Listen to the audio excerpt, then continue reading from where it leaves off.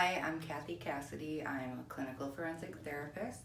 Today's video is part of the series that we're putting out to describe the different type of sex offenders. Psychologically speaking, pedophiles are in different groups.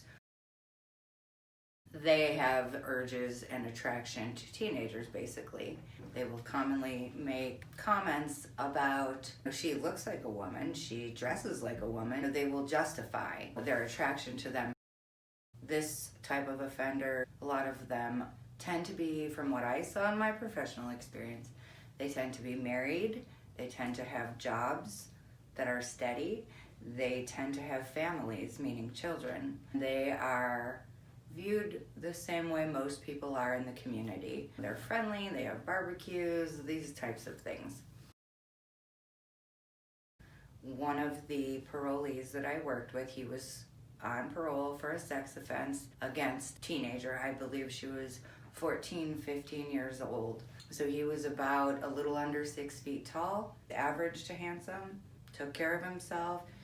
He had a steady job. He was very well spoken, very friendly, very charming. So this guy would come to group every day on time. He'd be at the door waiting to get in group.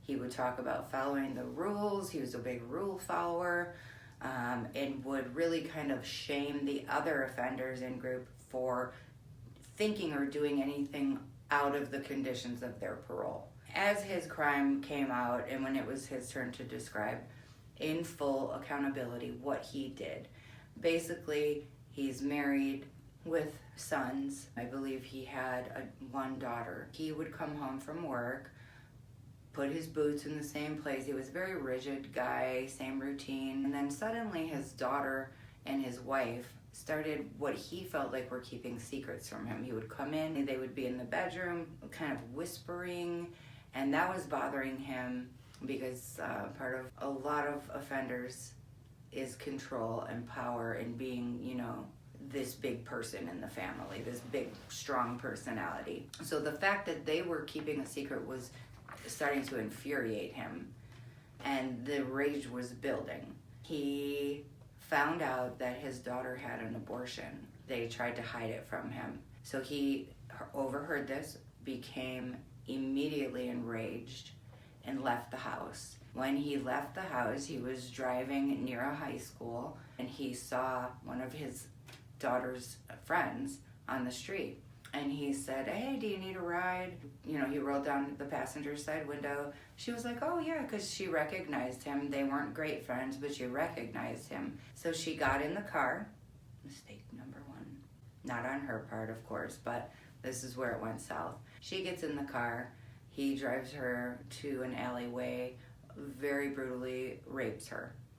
Goes home, starts going into hiding. More is happening with the daughter and the wife with the secrets. Goes out a couple days later, same routine. Finds a girl, this girl he didn't know at all, teenager, 14, 15. Asks her if she needs a ride. For whatever reason, she did. Got in the car, same thing. Took her to a different alley. Violently rapes this girl, same thing, back seat, except she kicked the door handle. It was an old car in the back seat, and got out and ran away. Fast forward. Meantime, this guy's in hiding, shutting all the curtains, changing his whole routine, and he says he's terrified he's gonna get caught. About a year goes by, and his son says, "I met a girl, it's getting serious. I would like to invite her to dinner." The offender and the wife were really happy. This was his first girlfriend. So they were like, of course, bring her over. Mom prepares the dinner. The doorbell rings, and it's time, to bring the girlfriend in. And naturally, the offender, being the man of the house, he insists on opening the door, opens the door, and absolutely dies inside. It's the second girl that he raped.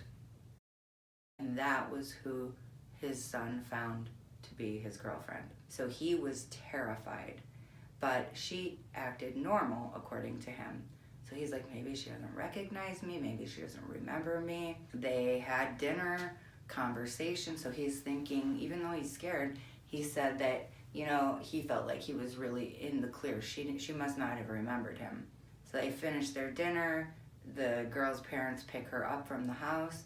Then the offender and his wife and kids are sitting in the living room talking about how great the girlfriend is and on, and the doorbell rings.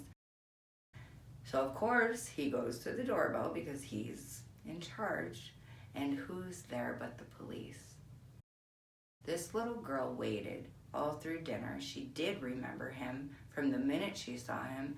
She was able to, I don't know how, get through that whole meal and that time and not show any fear or let him know in any way that she knew exactly who he was.